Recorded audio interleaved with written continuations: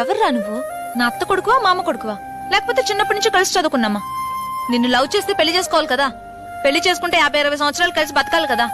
కలిసి జీవించేవాడి గురించి తెలుసుకోవద్దా? ఇలా చూడు, నువ్వు నన్ను చూసి పల్లికిలించావా? బదులుకి నేను నిన్ను చూసి పల్లికిలించానా?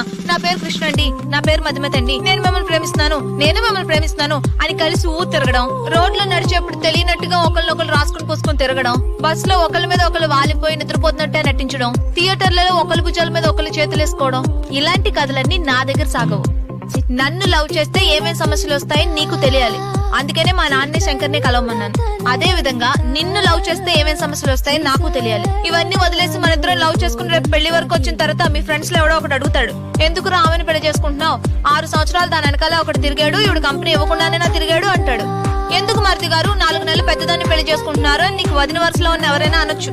మీ అమ్మా నాన్న పోలీస్ కుటుంబం నుంచి అమ్మాయిని పెళ్లి చేసుకోవడం మంచిది కాదు.